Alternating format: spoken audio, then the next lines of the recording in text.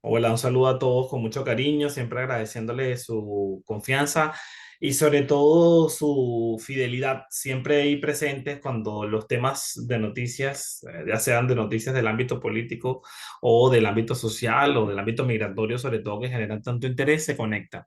Hoy está conmigo la abogada Rosalí Chaviano porque en las últimas horas, como muchos ya deben saber, había mucha incertidumbre respecto al paro humanitario, ¿no? Porque 20 estados republicanos habían entablado una demanda en contra de este proyecto, de este mecanismo que daba la administración Biden para darle una entrada legal a migrantes de Venezuela, Cuba, Nicaragua y Haití. Y había mucha expectativa porque este caso lo llevaba un juez Triton que, según los indicios, era un juez que había sido designado por Trump, que era un ala dura. Muchos sentían que su decisión al final iba a ser, o sea, que el paro le estaba en riesgo. Al final, el paro no está en riesgo. Ha rechazado esta demanda, ya vamos a ampliar lo que significa la decisión. Y bueno, para muchos es una buena noticia. Entonces, bueno, gracias a la gente que se conecta y sobre todo si usted tiene preguntas sobre el parol, déjela que es el momento de suscribirse y ser parte de la conversación. Abogada, gracias por acompañarme y por esperarme. Encantada, encantada siempre. Siempre por estar allí. Ahora bien, comienzo por lo que se decía. Se decía que este juez no iba a darle chance al parol humanitario, pero para que la gente entienda qué es lo que ha decidido el juez Tripton en las últimas horas. El juez lo que decidió fue desestimar el caso, lo cual significa que el caso se cierra y no está a favor de los estados. Quiere decir que el programa de parol continúa como ha continuado desde hace mucho tiempo, desde que se originó, desde que lo crearon, por lo tanto no hay ningún cambio. Ok, no hay ningún cambio. Ahora la pregunta que yo me hago es, ¿podemos decir hoy que el parol respira con tranquilidad o un riesgo de una apelación podría otra vez generar esta incertidumbre? El riesgo de la apelación no, porque el juez decidió desestimar. Quiere decir que el juez ni siquiera, lo que él encontró es que estos Ok, estados no sí, adelante. no mostraron lo que necesitaban mostrar para tener un caso. Entonces, el caso básicamente era no existente porque no pudieron probar unos requisitos que eran daños. Si en este momento podemos decir que está en riesgo en un aspecto, yo diría en cuanto a esta demanda, no, pero sí definitivamente es algo que tenemos que tener consciente que próximamente vienen las elecciones y si hay un cambio de administración, definitivamente creo que vamos Ah, a ver cambios en este programa. ahora bien, al desestimarse, me dice que evidentemente se desestima el caso o se finaliza. No, no procedió. Pero si bien no existe el riesgo de esa apelación, yo pienso que de repente estos mismos estados pudieran tomar algún tipo de otra demanda en otra instancia. Eso es posible, al menos. Honestamente, yo no creo que va a ser Ok, el enfoque de estos estados en este momento. Creo más bien que estos estados, sobre todo Texas, en estos momentos están en cuanto a los oficiales de poder detener o no detener a los inmigrantes allá en Texas, ya que la frontera en este momento está bastante, en una situación bastante horrible, según lo que ellos están diciendo y según lo que conocemos también. Entonces, no creo que el enfoque ahora de estos estados sería en este programa, sino más bien creo que en una foto general que es elecciones que vienen ahora. el presidente Biden decía en su discurso, invitaba a los legisladores a apoyar ese acuerdo bipartidista que ya presentaba, en el que se contempla, entre otras cosas, la implementación de más jueces que aborden los casos, mayores oficiales en la frontera. Ha pasado varias semanas de que nosotros conversamos sobre el proyecto de ley y no avanza. Eh, ¿Cómo lo ve usted? Porque pareciera que a todas luces tampoco va a haber una luz por allí.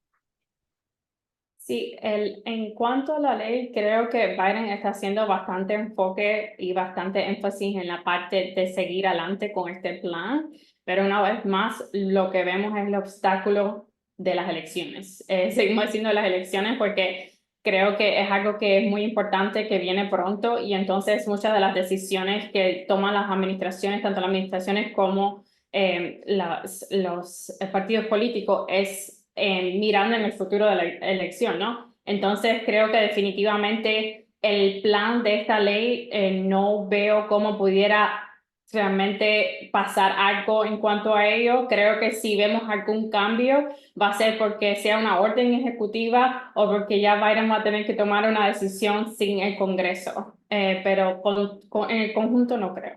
Ok. A esta hora, mientras nosotros conversamos, existen dos realidades, ¿no? Una realidad respecto a la frontera, hay gente que sigue cruzando. El día de hoy casualmente estaba leyendo que Estados Unidos había dotado de ciertos insumos a Panamá para hacerle frente a esos migrantes que crucen, insumos como carpas, algunas camas temporales, sobre todo a quienes llegan a Panamá tras cruzar el Darién. Por otro lado, hay una cantidad de gente desesperada al otro lado de la frontera porque las entrevistas de CBP One no les llegan. Y hay un tercer grupo que no lo quiero dejar de mencionar porque es el que más me pregunta, que ya han hecho la solicitud desde hace muchísimo tiempo y no les llega la respuesta. Hay un cuarto que les llegó la aprobación, pero no les llega un permiso de viaje. Vamos a comenzar, a cerrar esta entrevista con las cuatro realidades. La primera, el que en este momento está en la frontera y no le llega esa entrevista de CBP One. ¿Quieres hablar en cuanto a qué hacer Sí, ¿qué o...? hacer? Porque las preguntas siguen siendo qué hago, no llega, no llega, me vuelvo a meter por Ujú. otro lado, ¿qué busco? ¿No? Porque Sí, el tiempo premia, sí. ya lo hemos dicho. Sí, los que están en la frontera esperando la cita de CBP One, honestamente a este punto lo único que podemos decir es paciencia, esperar por esta cita. Sé que a veces se les ve imposible porque llevan meses esperando. He escuchado de personas que 5, 7 meses esperando una cita y desafortunadamente esa es la respuesta. No entren de manera ilegal. Hay muchas consecuencias a su futuro legal en este país, por lo tanto. Sé que es más fácil decir que esperen, pero la realidad es esa. No entren de manera ilegal a Estados Unidos, esperen a su cita. Al otro mensaje es no entren de manera ilegal, pero mucha gente sigue cruzando. Ujú. Nosotros desde ningún espacio, usted como abogada de inmigración y yo como periodista jamás fomentamos el tema de la inmigración ilegal, pero ¿cuál es el mensaje más certero o correcto que se le puede dar a esa persona que está cruzando en esa frontera? El mensaje de la persona que está cruzando por la frontera ilegalmente. Realmente voy atrás a mi mensaje, el cual es no lo haga, no arriesgue su futuro en los Estados Unidos, trate de sacar una cita a través de CBP One y espere su turno a entrar a los Estados Unidos, porque de esa forma va a poder tener, poder presentar su caso de asilo sin ningún problema en cuanto a las excepciones, en cuanto a todos los obstáculos que va a tener si lo hace ilegalmente. También va a poder tener acceso a un permiso de trabajo inmediatamente y va a tener su oportunidad de tener un caso en la corte. Entonces, si entra ilegalmente, corre el riesgo de que no va a poder presentar un caso de asilo, de que lo van a expulsar rápidamente y de que va a tener que esperar si lo dejan entrar a Estados Unidos meses y meses para poder tener un permiso de trabajo. Hay una realidad que hay cortes aquí en todo Estados Unidos, pero particularmente en Miami se siente muchísimo, es los retrasos respecto a los asilos. Usted seguro toda la semana abogada hace asilos o tiene casos bajo su experiencia. ¿Cómo está ese tema de los asilos actualmente aquí en Miami? Actualmente aquí en Miami realmente hay bastante retraso, como estaba diciendo Orián. Tenemos, si no me equivoco, la Florida es uno de los estados con más asilos pendientes que hay de corte. Y la realidad es que en general, asilo en corte, según los últimos reportes del 2024 del año fiscal, realmente estaban diciendo que es más de 1.100.000 de casos pendientes. Entonces estamos hablando de un gran número que definitivamente es un problema, pero mientras que esperan por su asilo, una vez más, las personas quieren tener permiso de trabajo, quieren poder trabajar con autorización. Entonces es simplemente estratégicamente, que por eso es mi consejo de esperar a una cita en la frontera para que mientras que esperen todos los años que van a tener que esperar, tengan algo que los deje trabajar legalmente y puedan sostenerse aquí en los Estados Unidos. Interesante. Mucha gente está aquí, todavía no tiene un permiso de trabajo y tiene la necesidad de producir dinero. Esa es una realidad. hay que pagar de estancia, comida, es más en el caso cuando tienen hijos. Pero es un riesgo trabajar sin ese permiso de trabajo, ¿no? ¿Qué es la recomendación que se le puede dar a esa persona que ya aquí entró, que tiene al menos un papel con una I-220A, pero bueno, puede estar dentro del país, es decir, entró de manera ilegal, pero tiene un documento que le permite estar dentro de Estados Unidos para iniciar ese proceso de asilo y tenga esa necesidad de trabajar, de producir?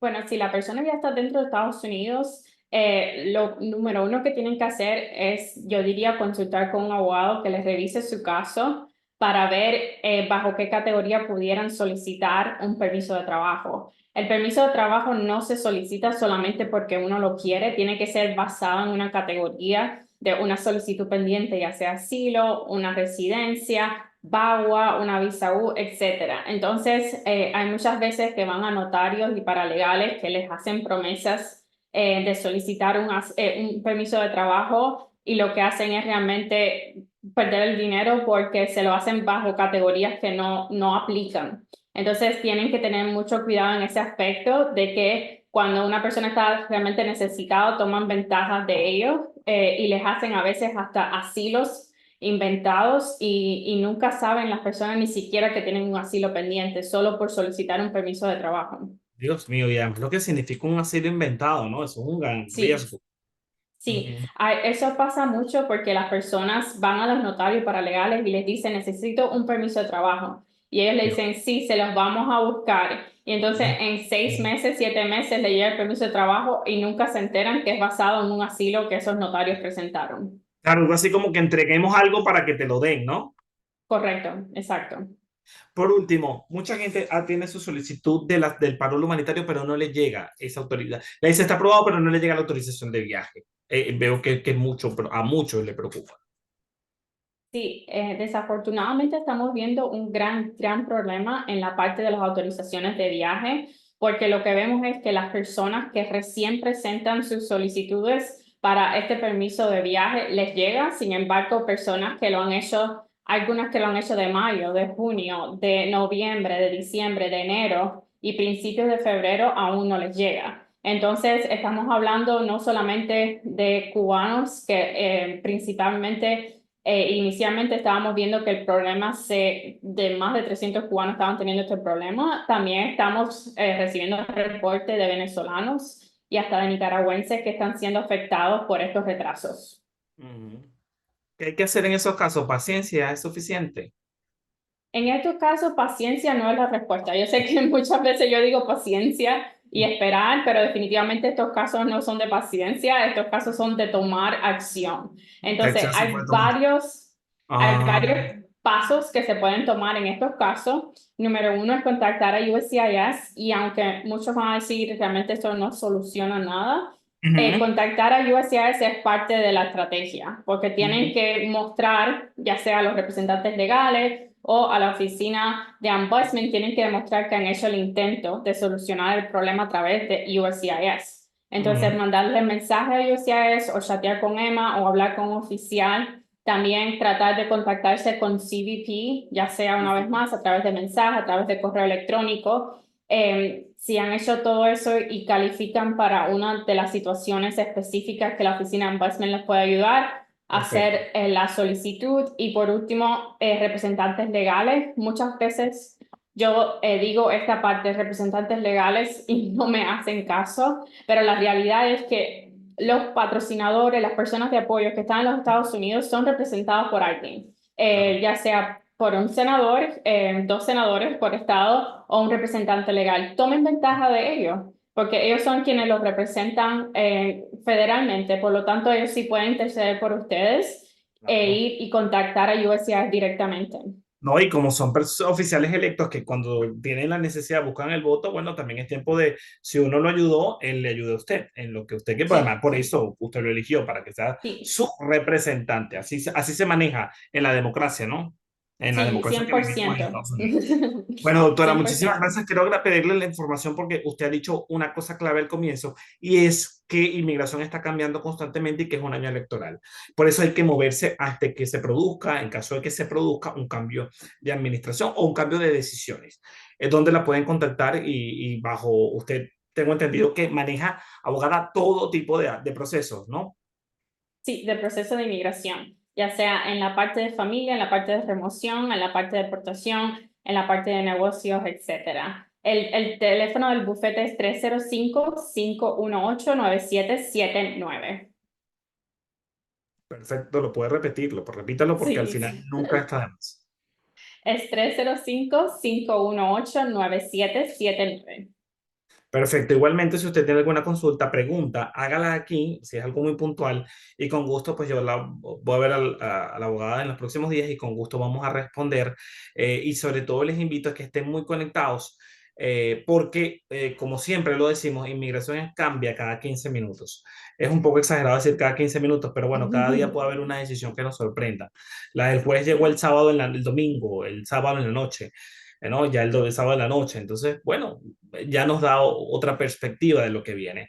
Entonces los invito a que estén muy pendientes porque va a ser un año donde inmigración tiene como un eje central de la campaña y de la discusión aquí en Estados Unidos y por ende de decisiones, ¿no?